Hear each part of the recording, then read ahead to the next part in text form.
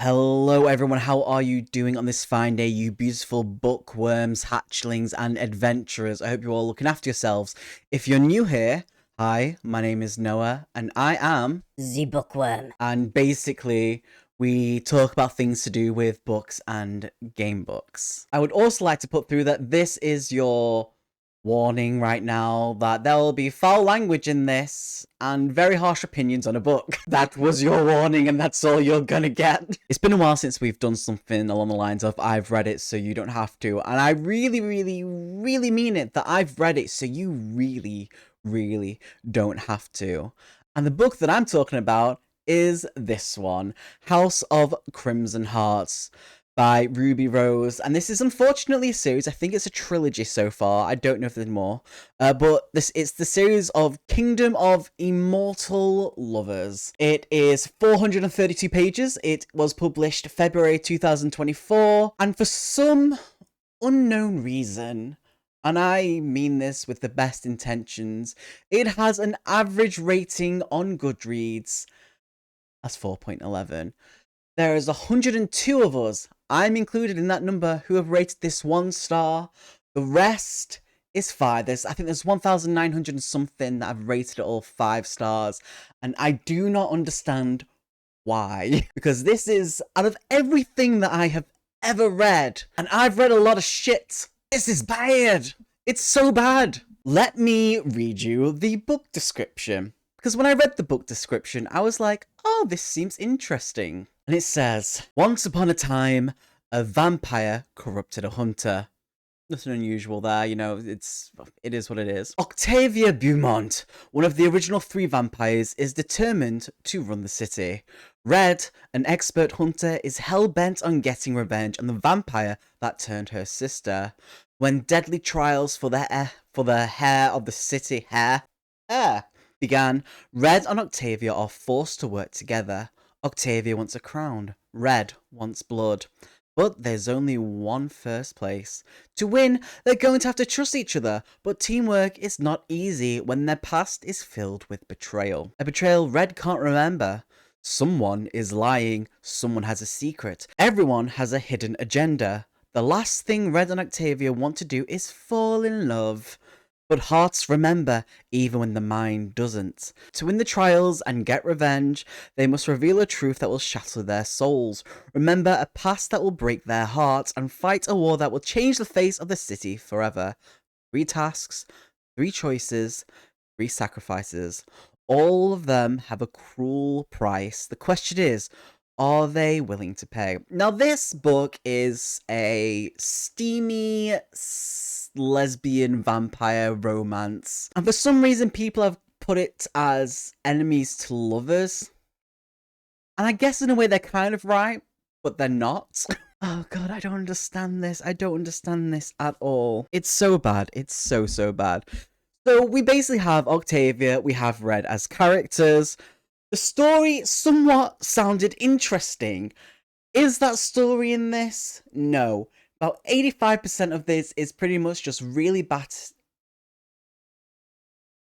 badly written schmecks. And it was pretty much worse than my English that I just, failed just before. 85% of it is sex. And I ended up skimming it because it was... Now, I mean this as the best of intentions, right? Because I've read things like this written by males that are good and bad, and the same for females. It's a mixed bag, you know? No matter who kind of writes it, there's a good and the bad, you know? But for some reason in my mind, when I first started reading this, I was like, wow, this is written by a man. Unfortunately, or fortunately, I don't know, either way I was wrong. And I don't know why I thought it was written by a man specifically. Now, I'm allowed to say certain things.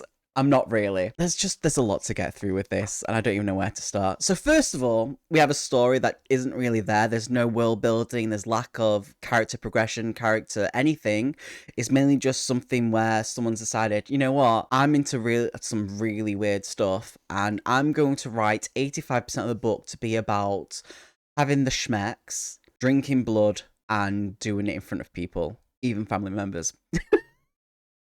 It's so bad. So, my main thing is there's not only a lack of, but conflicting world building and characters. Everything completely contradicts themselves and conflicts with each other. When they say something else is there to kind of wipe out everything that she's basically written. There is overuse of the word pussy. I counted, it's used 80 times, and in one chapter, it is used 11 times. Knickers is used 12 times. And I'm very tired, I was very fed up about 5% of the way in of reading the word knickers, and especially the sentence, aroused in my knickers. There are cringy phrases in the book. Things like, for blood's sake, mother of blood. And she does use quite often hard nut.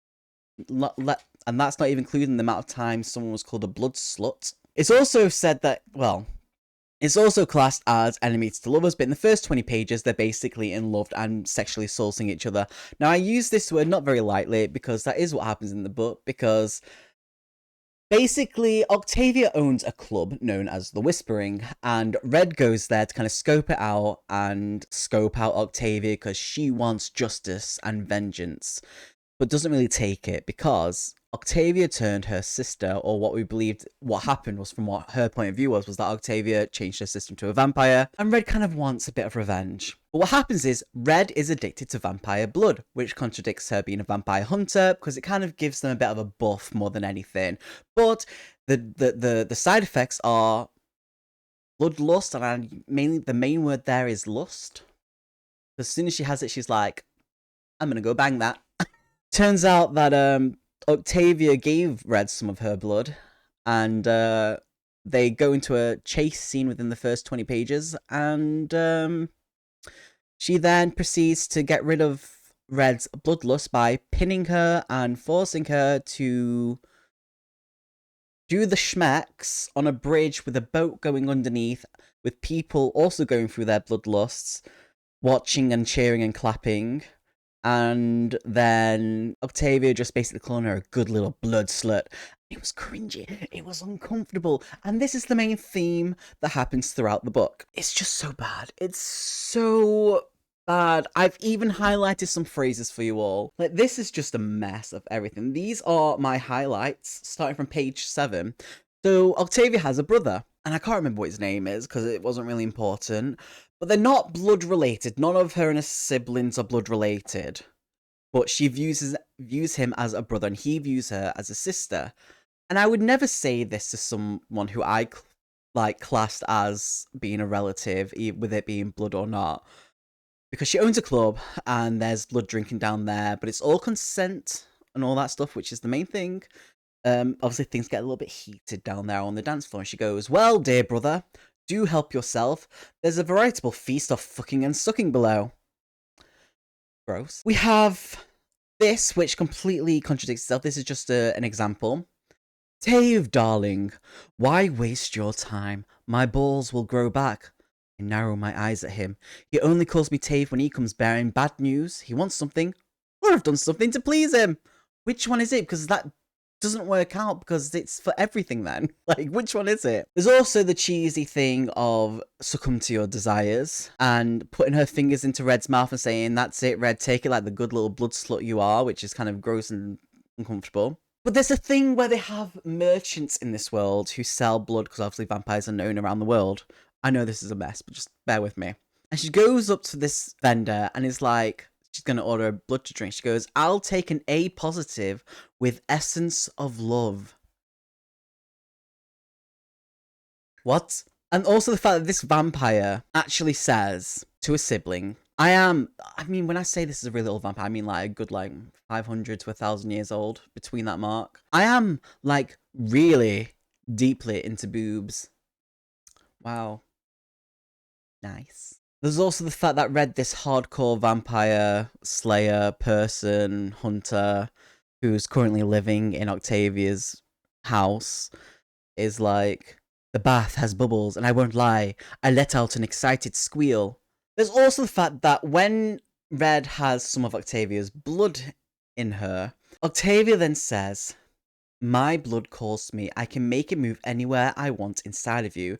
Because when they're doing the deed, everything feels so much better in certain parts. This is a really bad book. And as someone who's read many of things throughout the years, I feel like I have a little bit of knowledge of certain things about SA and enemies to lovers and things. Because I've experienced things. A lot of people, unfortunately, have experienced things. Unfortunately, this is a part of the world that happens and exists when it shouldn't.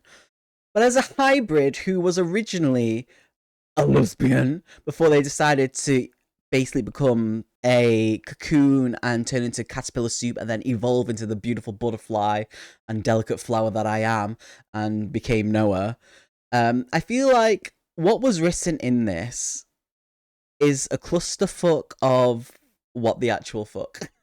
It's the story does not exist. There is a underline of story. It's mainly 85% sex. It's all written terribly. It's cheesy as fuck. It made no sense. Everything contradicted itself, and I absolutely hated it. Every time something sexual happened, I breezed past it. And when something happened in the story, I was like, oh, there's this little bit of a story here.